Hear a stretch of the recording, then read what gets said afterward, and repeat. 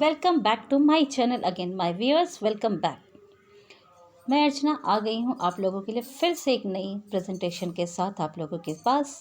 तो देखिए, आज जैसे कि नवरात्रा चल रहे हैं, तो नवरात्रि का जो 5वां स्वरूप होता है माता का, वो है स्कंद माता। स्कंद माता जो होती है, जो स्कंद एक नाम जो है भगवान कार्तिकेय का भी नाम है, तो भगवान कार्तिकेय की माँ का रूप जो है उसी का पूजन किया जाता है माँ स्कंद माता के रूप में। तो उस पूरे वृतांत को मैंने एक अपनी कविता में लिखा है, तो उस कविता को आप लोग सुनिए और मुझे बताइए कैसे लगा आप लोगों को। तो मैं शुरुआत करती हूँ माता के मंत्र से।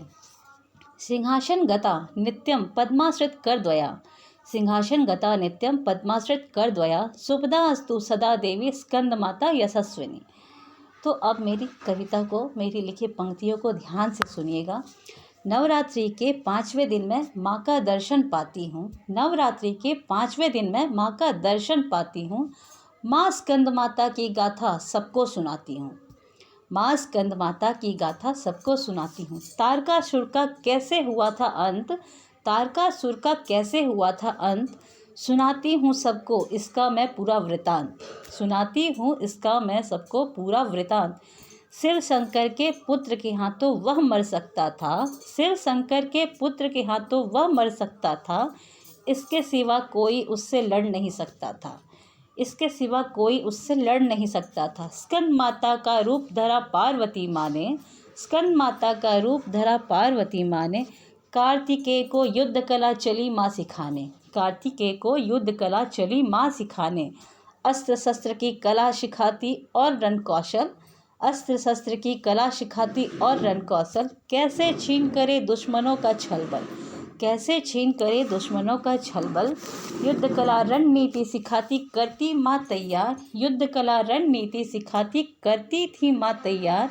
वीर दुष्टों को कैसे हराए बताती माँ कूटनीति का सार, वीर दुष्टों को कैसे हराए बताती माँ कूटनीति का सार।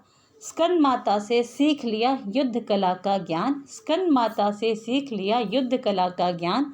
वध करके तारकासुर का किया जग का कल्याण, वध करके तारकासुर का किया जग का कल्याण।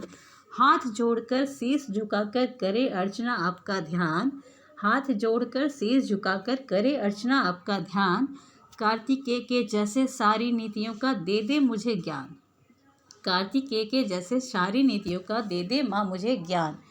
तो ये मैंने अपनी कविता लिखी, तो आप लोगों को कैसे लगी ये आप अपने कमेंट के थ्रू भी मुझे बता सकते हैं। और आप लोगों को अच्छा लगे तो वीडियो को लाइक कर सकते हैं, अपने फ्रेंड्स फैमिली जिसके साथ भी शेयर करना हो आप कर सकते हैं। और अगली ऐसी ही कविता सुनने के लिए मेरे इस चैनल को सब्सक्राइब कर सकते हैं। तब तक के लिए खुश रहिए, मस्त रहिए। आज के लिए इतना ही, धन्यवाद। Thanks to all watching my viewers.